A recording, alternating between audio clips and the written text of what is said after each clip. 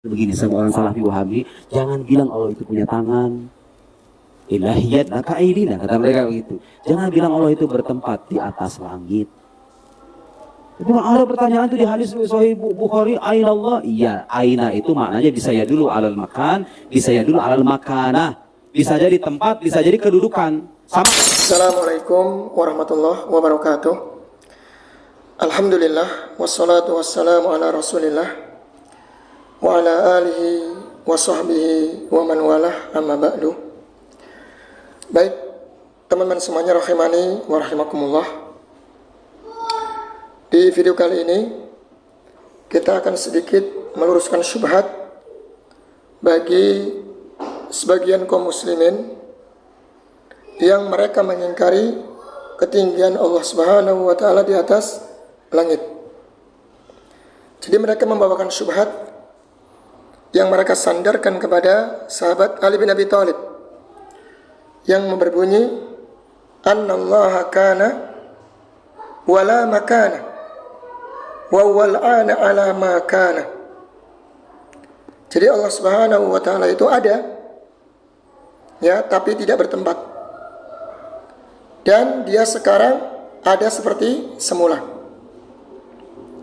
Ucapan ini teman-teman, mereka jadikan hujjah untuk menafikan Allah Subhanahu wa taala di atas arsy. Padahal betapa banyak dalil-dalil secara syar'i, naqli maupun akli maupun fitrah yang menunjukkan ketinggian Allah Subhanahu wa taala di atas arsy. Maka kita katakan bahwasannya riwayat atau asar yang mengatakan bahwasanya Allah Subhanahu wa taala kana wala makana, Allah itu ada tanpa tempat, yang disandarkan kepada sahabat Ali bin Abi Thalib, ini adalah kedustaan. Ini adalah riwayat yang dibawakan oleh orang-orang Syiah Rafidhah dalam buku-buku mereka tanpa sanad sama sekali, ya, tanpa adanya sanad sama sekali. Dan mereka nisbatkan kepada Ali bin Abi Thalib. Kita akan bacakan teman-teman, ya, dari kitab mereka yang berjudul Al-Kafi karya Al-Kulaini. Ya, Kulaini berkata, wa ruwiya annahu su'ila alaihi salam. Dan diriwayatkan, lihat pakai kalimat sighah tamrid, sighah yang sangat lemah, diriwayatkan bahwasanya dia Ali bin Abi Thalib ditanya, aina kana rabbuna qabla ay yakhluqa sama'an wa ardan, di mana Rabb kita, yaitu Allah Subhanahu wa taala, sebelum menciptakan langit dan bumi. Faqala alaihi salam, maka sahabat Ali bin Abi Thalib menjawab, aina su'alun an makanin, ya, di mana pertanyaan tentang makan, tentang tempat. Artinya beliau mengingkari, ya, pertanyaan tentang makan, tempat. Wa kana Allahu wala makana, Allah Subhanahu wa taala itu sudah ada tanpa adanya tempat. Ini teman-teman, riwayat ini, ya, ternyata dinukil dari kalangan orang-orang Syiah Rafidhah yang dijadikan hujjah oleh sebagian Asy'ariyah Jahmiyah untuk menafikan Allah Subhanahu wa taala di atas arsy. Padahal nas dalil, ribuan dalil menunjukkan Allah Subhanahu wa taala ala arsy, ijma'ul muslimin, ijma' para ulama demikian. Apakah pantas seorang muslim menukil riwayat dari orang Syiah kemudian untuk membatalkan, untuk mengingkari dalil-dalil yang telah jelas, nas yang telah jelas? Ya, ini sangat aneh, sangat secara berdalil sangat aneh sekali.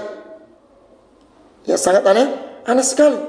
Bagaimana bisa riwayat yang dari orang-orang Syiah, dan justru ini merupakan hal yang sangat fatal jika mengambil ilmu dari orang-orang Syiah, lantas dijadikan hujjah untuk mengingkari nas yang sudah final, wahyu yang menunjukkan Allah Subhanahu wa taala ala arsy.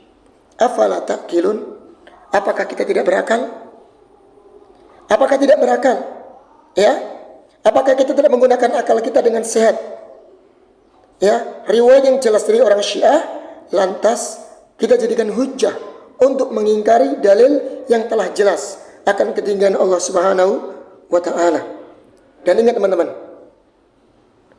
kalau Al-Qur'an dan Sunnah telah menetapkan Allah Subhanahu wa taala di atas arsy, maka ucapan manusia sekalipun sahabat, maka tidak bisa diambil hujahnya, ucapannya. Ingat ya, saya ulangi lagi. Seandainya riwayat ini benar, datangnya dari Ali bin Abi Thalib, maka ucapan sahabat Ali bin Abi Thalib tidak bisa membatalkan nas dalil dari Al-Quran maupun Sunnah. Karena ucapan manusia bisa kita terima, bisa kita tolak, kecuali wahyu Allah Subhanahu wa taala dan sabda Rasul sallallahu alaihi wasallam. Kita masih ingat ucapan Imam Malik, kullu qaulin yu'khad wa yutrak illa sahibu hadzal qabr. Setiap ucapan manusia boleh diterima, boleh ditinggalkan, kecuali pemilik kubur ini. Maksudnya siapa? Rasul sallallahu alaihi wasallam.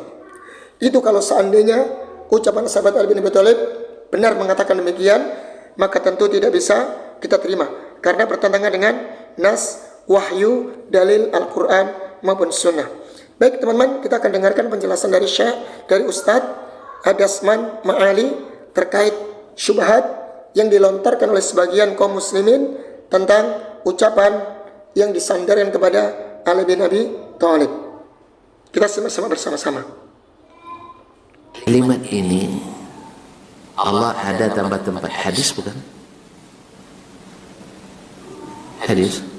Baik, ayat Al-Quran. Baik. Kenapa kaidah ini mengalahkan ratusan dan ribuan hadis? Mengalahkan ratusan ayat.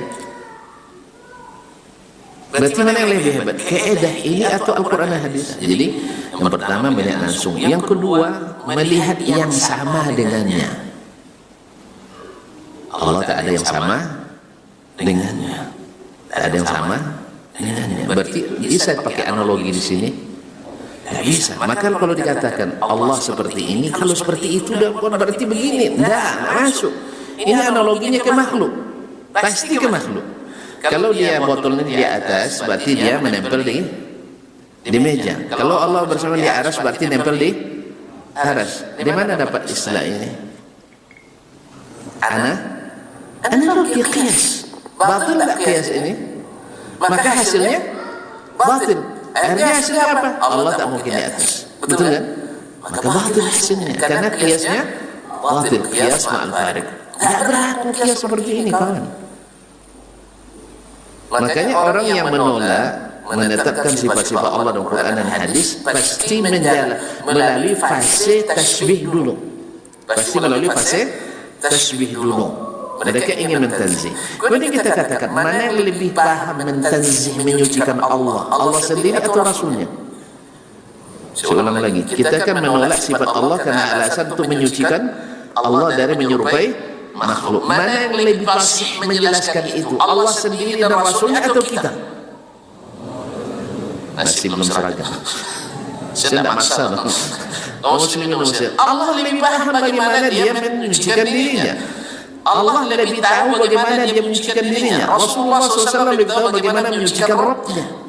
Masa kita cari lagi bahasa lain untuk menjelaskan tentang kesucian Allah? Keliru nih kawan. Karena dengan demikian nanti sia-sia Allah mengucapkan, sia-sia Nabi menjelaskan tentang Allah dengan sifat-sifat yang disebutkan tadi. Tak satu pun yang kita terima dengan alasan menyerupai. Yang menyerupai itu bukan Allah dan Rasul, kita yang menyerupainya. Kita menyerupakannya. Kalau di atas berarti mesti nempel. Itu langit di atas tak ada nempel-nempel bumi. Langit 7 lapis ada juga, nempel lapis 1, lapis 2 dan sebagainya. Ya kan? Ada lagi yang kata, tapi tidak boleh tunjuk. Lalu dikiaskan ke akal. Akal tak ada tempatnya. Kita akui tak ada sifat. Baik, tapi kan antum tunjuk akal itu di mana? Ya di sini. Sama dengan kita nunjuk Allah di atas. Jelas? Nah, kalau seandainya akal yang kita tunjuk di sini atau di dengkul, kita nunjuk akal tak mau di dengkul, kan kami tunjuk tempatnya. Nah, makhluk saja yang ditunjuk tempatnya tak membutuhkan tempat. Kan dibilang di akal kan? Ada tempatnya di akal? Enggak. Apalagi Allah yang Maha Suci. Kenapa antum tunjuk? Ya karena fitrah antum sendiri nunjuk terus ke atas. Surah sama Allah. Itu ya. Ya kan? Tidak pernah ini sudah takdir yang tidak bertempat ada yang. Lisan kita sudah terformat. Sudah ketentuan yang di atas. Mintalah pada yang di atas. Sambil nunjuk-nunjuk ke atas. Ini fitrah akal. Dan sesuai dengan maka jangan capek-capek. Setiap ada sifat ta'awun, sifat ta'awun, capek kita. Nanti di akhirat antum tidak percaya melihat Allah? Tidak percaya? Nah, kalau percaya berarti kalau dilihat punya jihad, punya arah apa enggak? Atau muter-muter kepala kita nengok kemana-mana? Ya kawan bila jangan tentang logika yang sehat, jangan tentang fitrah yang sehat, jangan tentang sunnah yang sahih, jangan tentang Al-Quran yang sahih. Capek nanti.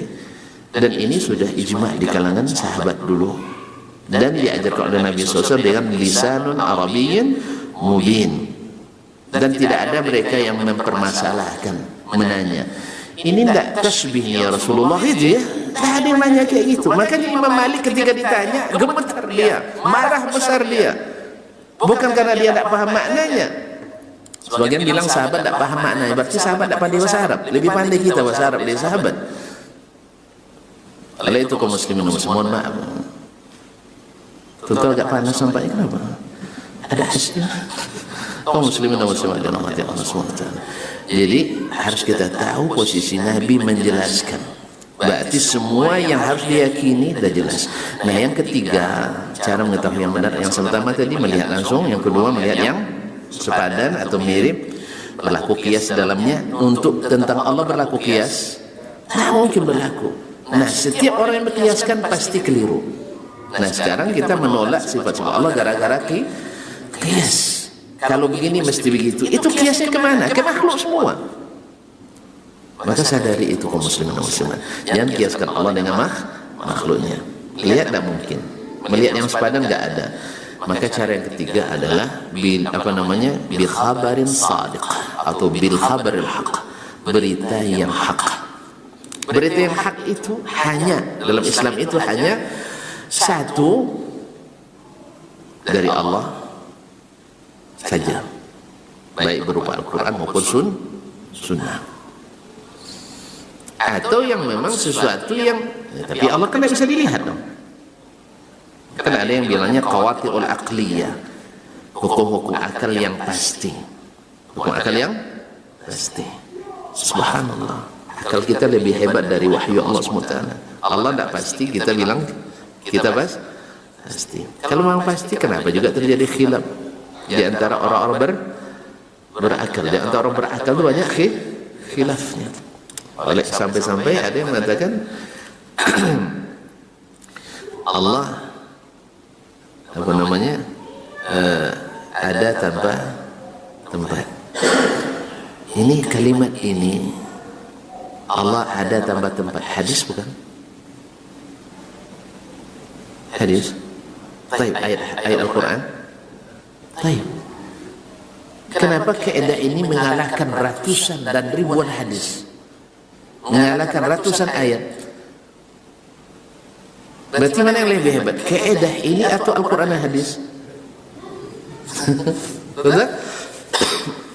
Allah mewujud dilamakan. Ini kaidah yang dibuat oleh, ya dinisbatkan kepada Ali bin Abi Thalib dengan sanad yang gelap. sanad yang gelap. Dinisbatkan kepada Imam Asy-Syafi'i yang tak jelas dari mana datang. Tidak ada dalam kitab Syafi'i, tidak ada dalam kitab-kitab murid-murid Imam Syafi'i. Jelas? Lalu ini satu kata ini mengalahkan ratusan ayat, mengalahkan ribuan hadis. Berarti kita memposisikan Nabi tidak pada posisi yang Allah letakkan. Nah, ini hakikat ini. Penting diketahui oleh kita pengikut Nabi Sallallahu Alaihi Wasallam. Masa kaedah yang dibuat oleh manusia Allah ada tanpa tempat. Tidak ada dalam Al-Quran, tidak ada dalam hadis. Mengalahkan ratusan ayat, ribuan hadis yang sahih. Gimana Ustaz? Kita terima tu? Hah? Masuk dah? Tidak masuk kaji. Ini kaji di luar kajinya. Kaji di luar kaji. Kaedah yang dibuat oleh manusia. Seandainya sahih pun dari Ali bin Abi Thalib kaedah ini, andainya sahih pun kita katakan mohon maaf Pak Ali ya, radhiyallahu anhu, ya, kita katakan ini kaedah bertentangan dengan sarihul Quran wa sahihus sunnah. Sarihul Quran wa sahihus sunnah. Nah, kita katakan, atau kita takwilkan lagi perkataan itu. Karena kita kan ahli takwil juga, kita takwilkan lagi. Akhirnya nanti semua perkataan yang tidak masuk akal kita takwilkan. Akhirnya kita capek menakwilkan sampai hari kiamat.